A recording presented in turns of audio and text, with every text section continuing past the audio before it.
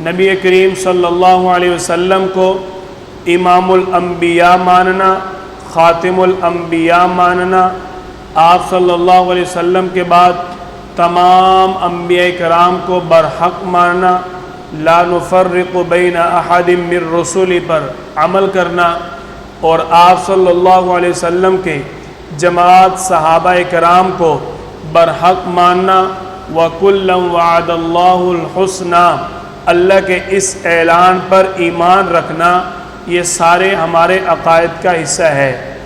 آپ صلی اللہ علیہ وسلم کی جماعت صحابہ کرام کو برحق ماننا جب ہمارے ایمان کا حصہ ہے۔ آپ صلی اللہ علیہ وسلم کے صحابہ کرام میں سے ایک عظیم شخصیت، خلیفہ دوم، داماد علی، سسر پیغمبر سیدنا عمر فاروق رضی اللہ تعالیٰ عنہ، جن کی شہادت یکم محرم الحرام کو ہوئی۔ آپ صلی اللہ علیہ وسلم کے یہ سسر ہیں، حضرت علی رضی اللہ تعالیٰ عنہ کے داماد ہیں، اور آپ صلی اللہ علیہ وسلم کے ساتھ بھی ان کا سلسلہ نسب ملتا ہے۔ آپ صلی اللہ علیہ وسلم پر سیدنا عمر بن خطاب رضی اللہ تعالیٰ عنہ نبوت کے 5ویں یا 6 سال اسلام لائے۔ 6 نبوی کو سیدنا حمزہ رضی اللہ تعالیٰ عنہ، جو آپ صلی اللہ علیہ وسلم کے چچا ہیں، سید الشہداء ہیں، یہ 6 نبوی کو اسلام لاتے ہیں۔ ان کے اسلام لانے کے 3 دن بعد حضرت عمر بن خطاب رضی اللہ تعالیٰ عنہ اسلام کو قبول کرتے ہیں۔ حضرت حمزہ رضی اللہ تعالیٰ عنہ کو ہی حضرت عمر بن خطاب رضی اللہ تعالیٰ عنہ فرماتے ہیں کہ میرے دل میں بہت دنوں سے اسلام کی محبت بیٹھ رہی ہے۔ اللہ لا الہ الا ہو لہ الاسماء الحسنی، یہ الفاظ زبان سے نکلتے ہیں۔ اب حضرت عمر رضی اللہ تعالیٰ عنہ کے دل کے اندر اللہ کی توحید بیٹھنا شروع ہو جاتی ہے۔ حضرت عمر رضی اللہ تعالیٰ عنہ کے اسلام لانے کا صحیح واقعہ، حضرت عمر رضی اللہ تعالیٰ عنہ آپ صلی اللہ علیہ وسلم کو نماز پڑھتے ہوئے دیکھتے ہیں۔ دل میں محبت تو بیٹھ چکی تھی، اب اسلام کو دیکھتے ہیں کہ اسلام مذہب کیسا ہے۔ آپ صلی اللہ علیہ وسلم کی عادت مبارکہ تھی کہ حجر اسود کی طرف آ کر نماز پڑھا کرتے تھے۔ حجر اسود کی طرف اگر کھڑے ہو کر نماز پڑھیں، بیت اللہ بھی سامنے ہوتا ہے، بیت المقدس بھی سامنے ہوتا ہے۔ آپ صلی اللہ علیہ وسلم بیت اللہ کے قریب نماز پڑھ رہے ہیں، حضرت عمر رضی اللہ تعالیٰ عنہ تھوڑا دور فاصلے پر آپ صلی اللہ علیہ وسلم کو سنتے ہیں کہ مسلمانوں کا نبی، اللہ کا پیغمبر، یہ کیا تلاوت کرتا ہے۔ ان کا جو کلام، جن کو یہ اپنا کلام خدا کہتے ہیں، اس کلام کو ہے کیا، اس کی خصوصیت کیا ہے۔ حضرت عمر رضی اللہ تعالیٰ عنہ مذہب اسلام کو دیکھنے کی غرض سے آپ صلی اللہ علیہ وسلم کی نماز دیکھتے ہیں۔ آپ صلی اللہ علیہ وسلم نے سورۃ الحاقہ کی تلاوت شروع کی۔ نبی کریم صلی اللہ علیہ وسلم نے جب تلاوت شروع کی نماز کے اندر، الحاقہ ملحاقہ وما ادراک ملحاقہ، حضرت عمر رضی اللہ تعالی سن رہے ہیں۔ جب آپ صلی اللہ علیہ وسلم نے پڑھا وما ادراک ملحاقہ، عمر رضی اللہ تعالی عنہ کو بہت تعجب ہوا، سوچ میں پڑ گئے کہ یہ کیا عجیب کلام ہے، کیا زبردست وزن ہے۔ الحاقہ ملحاقہ وما ادراک ملحاقہ، زبردست کلام ہے۔ یہ ادراکہ کا جو صیغہ ہے، ادراکہ یدریکو، اس صیغے کا تعارف اللہ نے قرآن کے ذریعے کروایا۔ یہ الفاظ عربی زبان میں اہل عرب پہلے نہیں بولتے تھے، اللہ تعالی نے اس صیغے کا تعارف کروایا۔ جب حضرت عمر اہل عرب تھے، انہوں نے سنا، حیران ہو گئے، بہت تعجب ہوا۔ اب حضرت عمر رضی اللہ عنہ سنتے رہے بڑے توجہ سے، اطمینان کے ساتھ۔ اب جو آپ صلی اللہ علیہ وسلم کی زبان سے قرآن سنے، قرآن اللہ کا کلام ہو، پڑھنے والا محمد مصطفیٰ صلی اللہ علیہ وسلم ہو تو عمر کے دل پہ اثر نہ کرے تو اور کیا ہو؟ پڑھنے والا سرور کائنات ہے اور کلام بھی وہ سارے جہانوں کے رب کا، اور پڑھنے والا سارے جہانوں کا نبی، تو ایک عمر کے دل پہ اثر کیوں نہ ہوتا؟ عمر رضی اللہ تعالیٰ عنہ سن رہے، آپ صلی اللہ علیہ وسلم پڑھتے جا رہے، آپ نے پہلا رکوع مکمل کیا، اب عمر رضی اللہ تعالیٰ عنہ دل ہی دل میں سوچ رہے ہیں کیا خوبصورت اشعار ہیں، کیا زبردست کلام ہے، کیا اشعار کا وزن ہے، بڑا زبردست شاعر ہے۔ اب آپ صلی اللہ علیہ وسلم تو قرآن پڑھ رہے ہیں نا، اللہ تعالیٰ نے یہ حکمت بڑا واقعہ اس لیے پیش کیا کیونکہ آپ صلی اللہ علیہ وسلم اس سے قبل اللہ سے عمر کو مانگ چکے تھے۔ اللہ تعالیٰ نے فرض نمازوں کے بعد سب سے اہم نماز جس کو مقبولیت والی نماز کہا گیا اس کو نماز تہجد کہا جاتا ہے۔ نماز تہجد کا وقت بیت اللہ کا غلاف، اللہ کے گھر کے پاس مانگنے والا محمد مصطفیٰ صلی اللہ علیہ وسلم، تو پھر اللہ دعا کیوں نہ قبول کرتے ہیں؟ آپ صلی اللہ علیہ وسلم تہجد کے وقت کعبے کا غلاف پکڑ کے راتوں کو اٹھ کر اللہ سے دعا مانگتے تھے، اللہم اعز الاسلام بعمر بن الخطاب، اے اللہ تو اسلام کو عزت عطا فرما عمر بن خطاب کے ذریعے۔ حضرت عمر رضی اللہ تعالیٰ عنہ آپ صلی اللہ علیہ وسلم کی مراد ہے، سارے صحابہ آپ صلی اللہ علیہ وسلم کے مرید ہیں۔ آپ صلی اللہ علیہ وسلم نے اللہ سے عمر کو مانگ کے لیا، یا اللہ مجھے عمر چاہیے۔ آپ صلی اللہ علیہ وسلم کی تمنا عمر ہے، آپ صلی اللہ علیہ وسلم کی خواہش عمر ہے، آپ صلی اللہ علیہ وسلم کی تڑپ عمر ہے، آپ صلی اللہ علیہ وسلم کی چاہت عمر تھا۔ اللہ نے اس لیے آپ کی گود میں مسلمان بنا کر پیش کر دیا۔ آپ صلی اللہ علیہ وسلم نے اللہ سے مانگا تھا، اللہ نے یہ حکمت بڑا فیصلہ دیا۔ آپ صلی اللہ علیہ وسلم نماز پڑھ رہے ہیں، آپ تو نماز کے اندر تلاوت کر رہے تھے نا، عمر رضی اللہ تعالیٰ عنہ سن رہے، کیا زبردست تلاوت ہے، کیا خوبصورت کلام ہے، اور زبان سے کہہ دیا او بڑا شاعر ہے، بڑا زبردست شاعرانہ کلام ہے۔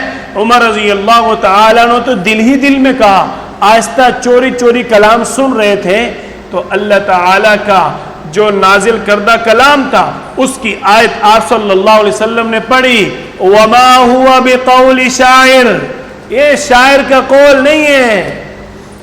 آپ صلی اللہ علیہ وسلم تو قرآن پڑھ رہے تھے نا، اب عمر رضی اللہ تعالیٰ نے تو دل ہی دل میں کہا کیا خوبصورت شاعر ہے۔ آپ صلی اللہ علیہ وسلم نے قرآن کی آیت پڑھی، وَمَا هُوَ بِقَوْلِ شَاعِرٍ، حضرت عمر رضی اللہ عنہ چونک گئے، ایک دم جھٹکا لگا، اتنی دور سے میری آہستہ آواز کو سن لیا، او کتنا بڑا جادوگر ہے۔ آپ صلی اللہ علیہ وسلم نے اگلی آیت پڑھی، وَلَا بِقَوْلِ كَاهِنٍ، یہ جادوگر بھی نہیں ہے، یہ جادوگر کا قول بھی نہیں ہے، قَلِيلًا مَا تَذَكَّرُونَ، اس کو بہت کم لوگ نصیحت حاصل کرنے والے ہیں۔ حضرت عمر رضی اللہ تعالیٰ کے دل پر چوٹ لگی، اتنی دور سے میری بات کو سن لیا، اتنی دور سے میرے ساتھ گفتگو کر لی، یہ تو کوئی اللہ کا پیغمبر ہی ہو سکتا ہے، کوئی عام انسان نہیں ہو سکتا۔ حضرت عمر رضی اللہ تعالیٰ عنہ اسلام کو قبول کر لیتے ہیں۔ یہ حضرت عمر رضی اللہ تعالیٰ عنہ کے اسلام قبول کرنے کا واقعہ ہے۔ حضرت عمر رضی اللہ تعالیٰ عنہ کو اللہ نے چند خصوصیات دی، ان خصوصیات میں سے ایک خصوصیت حضرت عمر بن خطاب رضی اللہ تعالیٰ عنہ کی کہ ان کی رائے پر اللہ کا کلام اترتا تھا۔ حضرت عمر رضی اللہ تعالیٰ عنہ آپ صلی اللہ علیہ وسلم کو مشورہ دیتے، اللہ وہ مشورہ فیصلہ بنا کر نازل کر دیتا۔ رائے عمر کی ہوتی تھی، مہر اللہ کی ہوتی تھی۔ مشورہ حضرت عمر دیتے تھے اور فیصلہ رب عمر کا ہوتا تھا۔ حضرت عمر رضی اللہ تعالی نے رائے دی، غزوہ بدر کے قیدی، بدر میں جب مسلمان لڑے تو کفار قید ہو کر آئے، آپ صلی اللہ علیہ وسلم نے اللہ کے حکم کے مطابق وَشَاوِرْهُمْ فِي الْأَمْرِ، اللہ نے حکم دیا تھا آپ صلی اللہ علیہ وسلم کو آپ اپنے صحابہ سے مشورہ کریں. آپ صلی اللہ علیہ وسلم مشورہ کر رہے ہیں, ہاں بھائی پیسے لے کر چھوڑ دیا جائے یا ان کو قتل کر دیا جائے. سارے صحابہ کرام کا یہ مشورہ, چند صحابہ کرام جن میں حضرت عمر بھی تھے, سارے صحابہ کا مشورہ کہ ان سے فدیہ لے کر ان کو چھوڑ دیا جائے.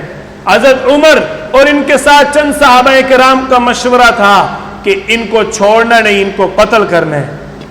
اللہ تعالی نے قرآن کی آیت نازل فرما دی, ما کان لنبی ان یکون له اسرا حتی یسخن فی الارض تریدون عرض الدنیا. یہ کسی نبی کو اختیار نہیں ہے کسی قیدی سے پیسے لے کر اس کو چھوڑ دے. جو رائے عمر کی ہے اسی پر فیصلہ ہوگا. ان کے رشتہ داروں کو اپنے رشتہ دار کافروں کو قتل کر دے, یہ بعد میں بھی اسلام کو نقصان پہنچائیں گے. اللہ نے عمر کی رائے پر فیصلہ اتار دیا. دوسرے موقع پر حضرت عمر رضی اللہ تعالیٰ عنہ دیکھتے ہیں آپ صلی اللہ علیہ وسلم کی ازواج مطہرات سے, آپ کی بیویوں سے لوگ مسائل پوچھنے کے لیے آتے ہیں. حضرت عمر رضی اللہ تعالیٰ عنہ نے مشورہ دیا, یا رسول اللہ میری رائے ہے, مشورہ ہے کہ اگر عورتوں سے پردے کے اندر بات کی جائے, اگر عورتوں کو پردہ کروایا جائے تو یہ بہت زیادہ فائدہ مند ہوگا. اللہ تعالی نے قرآن کی آیت نازل فرما دی, وَإِذَا سَأَلْتُمُوهُنَّ فَاسْأَلُوهُنَّ مِنْ وَرَاءِ حِجَابٍ. اللہ فرما رہے ہیں جب بھی تم آپ صلی اللہ علیہ وسلم کی ازواج مطہرات سے کوئی مسئلہ پوچھنا ہو, سوال کرنا ہو, پردے کے پیچھے بات کرنی ہے. یہ مشورہ عمر کا تھا اور فیصلہ میرے اللہ نے نازل کر دیا. حضرت عمر رضی اللہ تعالیٰ عنہ اللہ نے کتنی خصوصیت عطا فرمائی. آپ صلی اللہ علیہ وسلم کے ساتھ طواف کر رہے ہیں, طواف کرتے ہوئے رکن یمانی سے گزرے, آپ صلی اللہ علیہ وسلم کے پاس حجر اسود سے گزرے. حضرت عمر رضی اللہ تعالیٰ عنہ طواف کرتے رہے. جب مقام ابراہیم پہ پہنچے حضرت عمر رضی اللہ تعالیٰ عنہ کرتے ہیں, یا رسول اللہ میرا جی چاہتا ہے مقام ابراہیم پر 2 نفل ادا کر لوں. آپ صلی اللہ علیہ وسلم نے فرمایا, عمر جی تو میرا بھی چاہتا ہے, میرے ابا ابراہیم کے قدم لگے ہیں, میرا بھی جی چاہتا ہے یا نفل ادا کروں, لیکن میں اس وقت کوئی کام نہیں کر سکتا جب تک اللہ کی طرف سے حکم نہ ہو. یہ مشورہ عمر کا تھا. اللہ نے جبریل علیہ السلام کو حکم دیا, جاؤ میرے پیغمبر کو جا کر حکم دے دو. عمر کی رائے وَاتَّخِذُوا مِن مَقَامِ إِبْرَاهِيمَ مُصَلَّى, یہ اللہ کا حکم ہے. یہ حضرت عمر کی رائے کے اوپر قرآن کیوں نازل ہوتا تھا؟ حضرت عمر کو اللہ نے اتنا بڑا مقام کیوں دے دیا؟ یہ آپ صلی اللہ علیہ وسلم کی نسبت, آپ کی برکت, آپ کی چاہت اور آپ کی صحبت کا نتیجہ تھا. آپ صلی اللہ علیہ وسلم کی صحبت میں جو رہے, جس کو آپ صلی اللہ علیہ وسلم کی تربیت ملے, جس کے بارے میں آپ صلی اللہ علیہ وسلم اللہ سے مانگے یا اللہ اسلام کو عزت دے اس کے ذریعے, تو پھر اس کی زبان پر آنے والے مشورے اللہ کا قرآن نہ بنے تو اور کیا. حضرت عمر رضی اللہ تعالیٰ عنہ کے بارے میں آپ صلی اللہ علیہ وسلم خود فرما رہے, ان اللہ جعل الحق علی لسان عمر, اللہ نے عمر کی زبان پر حق کو جاری کر دیا. یہ آپ صلی اللہ علیہ وسلم فرما رہے. اس میں حضرت عمر کا کمال نہیں ہے, کمال میرے پیارے پیغمبر کی نسبت کا ہے. پیار سارا حضرت عمر کا آپ صلی اللہ علیہ وسلم کے ساتھ تھا. آپ صلی اللہ علیہ وسلم نے اسی لیے تو حضرت عمر کو اپنا سسر بنا لیا. حضرت علی رضی اللہ تعالیٰ عنہ نے اسی لیے تو اپنی بیٹی کا نکاح حضرت عمر کے ساتھ کر دیا. حضرت ام کلثوم رضی اللہ عنہ حضرت علی رضی اللہ عنہ کی بیٹی ہے اور حضرت عمر بن خطاب رضی اللہ تعالیٰ عنہ کی بیوی ہے. یہ فضیلتیں اللہ نے دی, آج کون ان فضیلتوں کو چھین سکتا ہے؟ حضرت علی رضی اللہ عنہ فرماتے ہیں, کسی بھی مجلس میں پوری دنیا میں اگر نیک لوگوں کا تذکرہ کیا جائے تو میری رائے ہے سب سے پہلے عمر کا تذکرہ ہونا چاہیے. یہ کون کہہ رہا ہے؟ حضرت علی شیر خدا رضی اللہ تعالیٰ عنہ. بات محبت کی کرنی چاہیے, ہم تو بات محبت کی کرتے ہیں. اللہ نے مقام صحابہ کو دیا, اللہ نے مقام آپ صلی اللہ علیہ وسلم کے خاندان کو دیا. جب دونوں ایک ہی مدرسے میں، ایک ہی مجلس میں، ایک ہی شخصیت کی سرپرستی میں صحبت حاصل کرتے ہیں تو پھر آپس میں ان کا جھگڑا، اختلاف کیسے ہو سکتا ہے؟ ہم تو وہ بات کرتے ہیں جو میرے نبی نے تربیت کی، ان سے صحابہ اور اہل بیت کا آپس میں اتحاد ہوا، اتفاق ہوئے، رشتہ داریاں قائم ہوئیں. ایک نہیں، سینکڑوں رشتہ داری ہیں. حضرت امیر معاویہ رضی اللہ عنہ کی بہن ام حبیبہ رضی اللہ عنہ آپ صلی اللہ علیہ وسلم کی بیوی ہے. سیدنا صدیق اکبر رضی اللہ تعالیٰ عنہ کی بیٹی حضرت عائشہ آپ صلی اللہ علیہ وسلم کی بیوی ہے. آپس میں رشتہ داریاں قائم ہیں. تو آپ صلی اللہ علیہ وسلم جن کی تربیت کریں، جن کو صحبت میرے پیارے پیغمبر کی حاصل ہو، سبحان اللہ، ان کی شان اور تربیت کے کیا کہنے. میں اپنے بچے کی تربیت کروں، میرا بچہ ساری زندگی فرما بردار رہے، پورا محلہ، پورا شہر، پوری دنیا اس کے گیت گائے، میں 1400 سال بعد اگر تربیت کر کے اپنے بیٹے کا اتنا نام روشن کر سکتا ہوں، اور جس کی وجہ سے اللہ نے ساری کائنات بنا دی، اس کی تربیت میں شک ہو سکتا ہے؟ جس کے لیے اللہ نے ساری دنیا بنا دی، اس کی صحبت میں، اس کی شاگردی میں آنے والا انسان کبھی ناکام ہو سکتا ہے؟ یہ آپ صلی اللہ علیہ وسلم کے صحابہ کو نہیں جھٹلاتے، یہ جھٹلاتے ہیں میرے نبی صلی اللہ علیہ وسلم کی تربیت کو. شاگرد غلطی کرے، لوگ شاگرد کو نہیں کہتے کہ تو برا ہے، لوگ کہتے ہیں کس کے پاس پڑھتا ہے بھائی. بیٹا غلطی کرے، لوگ بیٹے کو برا بلا نہیں کہتے، لوگ کہتے ہیں بھائی کس کا بچہ ہے. لوگ استاد اور باپ کو پوچھتے ہیں. تو اسی لیے دشمن نے یہ چال چلی اسلام کے اندر دراریں ڈالنے کے لیے، صحابہ اور اہل بیت کو آپس میں مختلفی بنا دیا. اللہ تعالی ہمیں ہر وقت باطل کے ہر فتنے سے، ہر شر سے بچنے کی ہمت اور توفیق عطا فرمائے. ہمیشہ آل حق کے ساتھ جڑے رہنے کی، صراط مستقیم پر چلنے کی توفیق عطا فرمائے.